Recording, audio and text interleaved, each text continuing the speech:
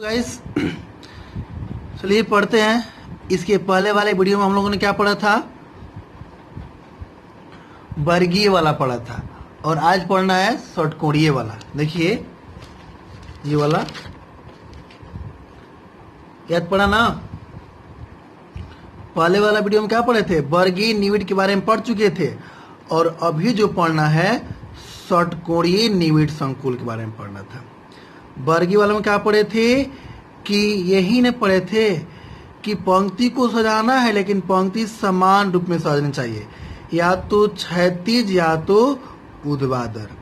और इस पंक्ति में जो सजाया जाता है तो इसमें प्रत्येक गोला 4 गोला से संबंधित रहता है और इस क्रम में ये प्रत्येक गोला वर्ग का निर्माण करता है, इसलिए वर्गीय निविड़ संकुलन कहा गया है। तो हम लोग को जो अगला टॉपिक पढ़ना है ये वाला बी पढ़ना था, षटकोणीय निविड़ संकुलन। क्या पढ़ना था? षटकोणीय निविड़ संकुलन। तो इसको ध्यान से देखिए आप लोग। षटकोणीय निविड़ संकुलन क्या होता है? तो एक संरचना देख लीजिए, ये संरचना वही है, देखिए यही संरचना। इस संरचना को गौर कर रहे हैं आप लोग कि पहला जो पंक्ति सजाया गया है वह ठीक है, दूसरा जो पंक्ति सजा दिया गया है, क्या देख रहे हैं कि पहला पंक्ति के मध्य में जो रिक्त स्थान पाया गया है उसी रिक्त स्थान के अनुसार दूसरा पंक्ति सजा दिया गया है।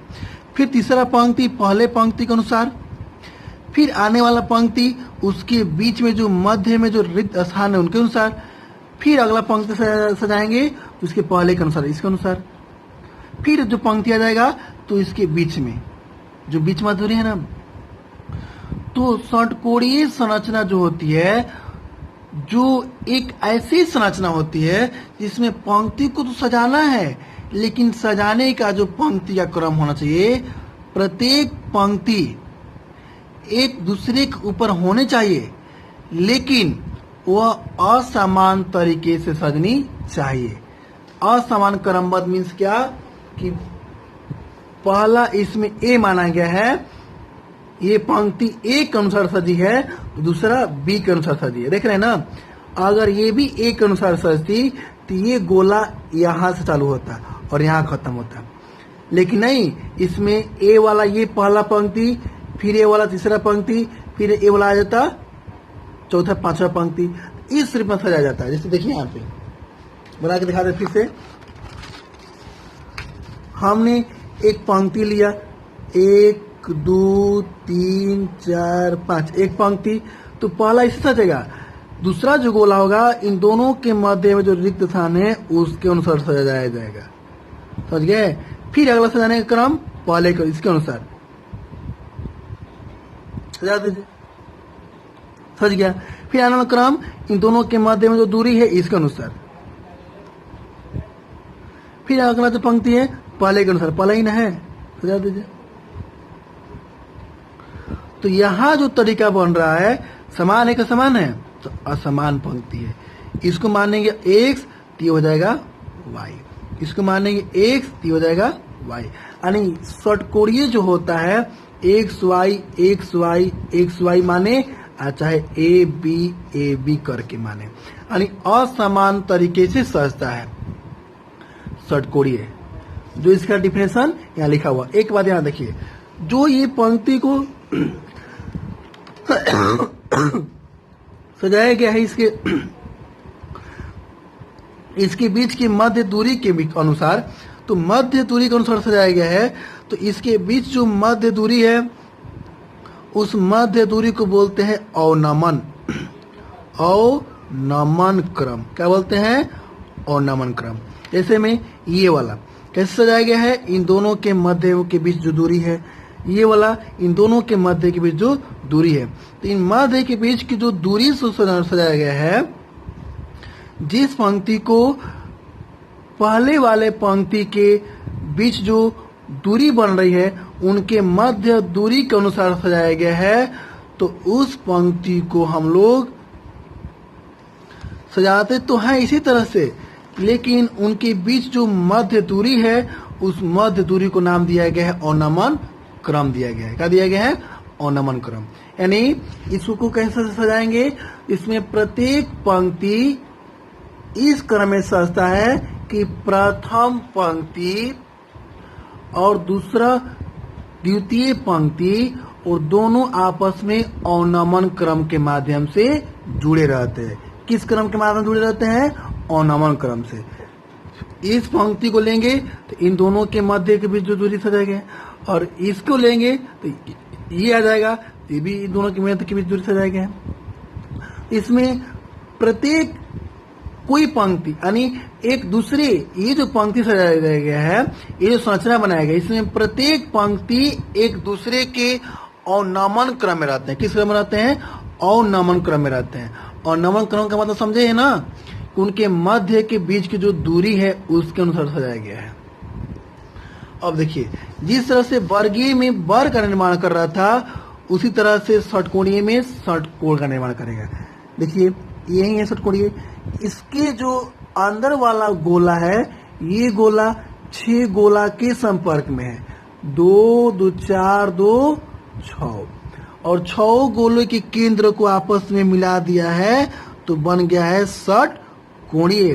तो जिस तरह से वर्गीय में प्रत्येक गोला 4 गोले से संबंधित था, उसी तरह से षटकोणीय में प्रत्येक गोला 6 गोला से संबंधित होगा। कितने गोला से? 6 गोला से।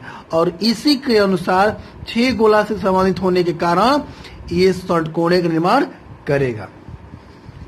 इसे कुछ जो डिफिनेशन है आपके पास यहाँ पर है, इसको देख लीजिए आप लोग। स्क्रीन शॉट करना है तो कर लीजिए, नहीं तो एक बार देखिए समझा देते हैं। बी हेडिंग ना, यही बी हेडिंग है, यहाँ वाला ये ना है बी, तो हम पूरा नहीं लिखे, खाली बी डाल दिए हैं, षटकोणीय वाला। देखिए इस प्रकार के संरचना में प्रत्येक पंक्ति एक दूसरे के ऊपर इस प्रकार सजे रहते हैं कि प्रथम पंक्ति के गोले द्वितीय पंक्ति के किस रूप में आना चाहिए? अवनमनों में आ जाए। कुछ इसका नोट से जो यहाँ लिखा हुआ है, जो समझे वही है। इसमें प्रत्येक गोला 6 अलग अलग गोले के संपर्क में आता है।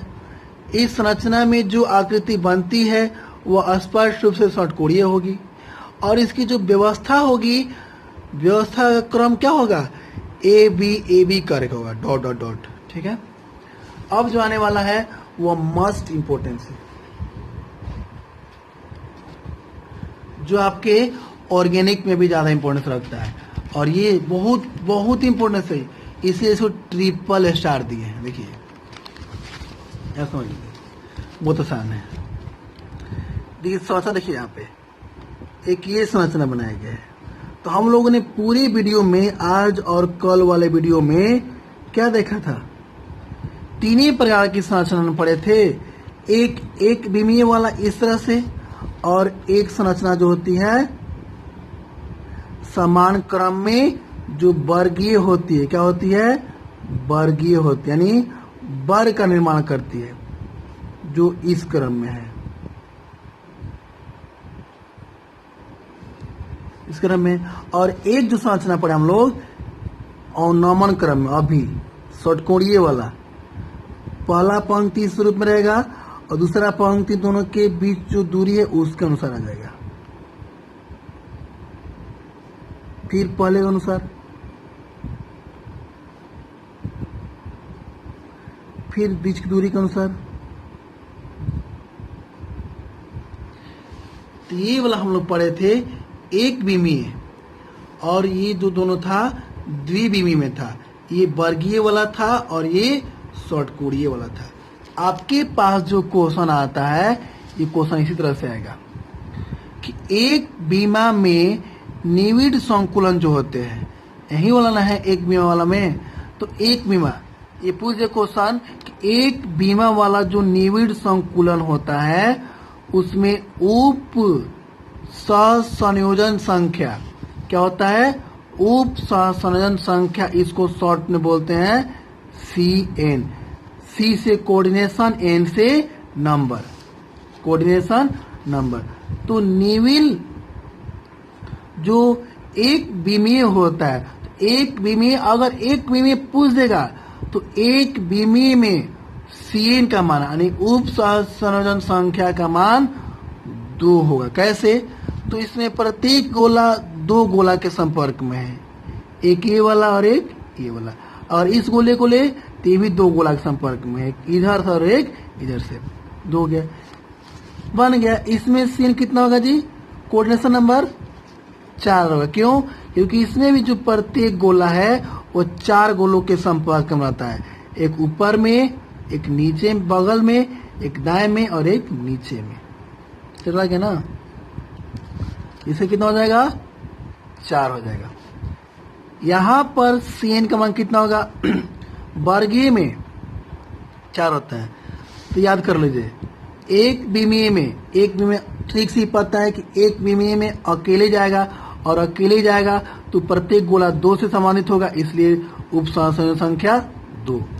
वर्गीय वाला होगा, अरे यार स्पष्ट है कि जब वर्गीय वाला होगा इसमें प्रत्येक गोला 4 गोलों के संपर्क में रहेगा, तभी तो एक वर्ग का निर्माण करेगा, और वर्ग का निर्माण करता है, इसे नाम क्या पड़ा? वर्गीय। तो पता चल गया वर्गीय वाला में 4 गोला सटता है, एक गोला जो है ये गोला 4 गोला के संपर्क में रहता है, इसलिए उप सहसंयोजन संख्या हो गया 4। उसी प्रकार षटकोणीय में एक जो गोला होता है अंदर वाला गोला वे 6 गोलों के संपर्क में रहते हैं। कितने गोलों संपर्क रहते हैं? 6 गोलों के, और 6 गोलों के संपर्क में रहते हैं, इसलिए तो अपने अंदर षटकोणीय संरचना का निर्माण करते हैं। तो जब षटकोणीय में प्रत्येक अंदर वाला गोला 6 गोला के संपर्क में रहता है, इसीलिए इन लोगों का जो उप सहसंयोजन संख्या हुआ 6 हो जाएगा। कितना हो जाएगा? 6 हो जाएगा। तो आप लोग इसको भूलिएगा मत। एक विमीय में 2, वर्गीय में 4, षटकोणीय में 6। एक विमीय वाला ट्रिक से पता है कि एक विमीय वाला 2 गोला से रहेगा। 2 हो गया। जो इसका उप सहसंयोजन संख्या एक विमीय वाला के लिए 2 बता दिए हैं, 2 से संबंधित है। बी में द्विविमीय जो वर्गीय वाला है तो 4 गोल से संबंधित है, अंदर वाला गोला 4 गोलों से संबंधित है, एक गोला से, 2 गोला से, 3 गोला से, 4 गोला से, इसीलिए उप सहसंयोजन संख्या 4। कितना हुआ? 4 हुआ। एक विमाला में 2, द्विविमाला में 4, और द्विविमीय जो षटकोणीय होते हैं तो वो कैसे होते हैं? अभी बोले ना कि षटकोणीय में प्रत्येक अंदर वाला गोला 6 गोला से, 1, 2, 3, 4, 5, 6 गोला से, इसलिए उप सहसंयोजन संख्या 6 हुआ। तो आप लोग इसको भूलिएगा मत, ठीक है? कैसे? एक विमीय में उप सहसंयोजन संख्या 2, द्विविमीय में होता है, द्विविमीय में जो वर्गीय होता है उसमें होता है 4, और द्विविमीय में जो षटकोणीय होता है उसमें होता है 6। ओके, अब पढ़ेंगे हम लोग अगले वीडियो में। तब तक के लिए नमस्कार, धन्यवाद, जो भी बोले, ठीक है।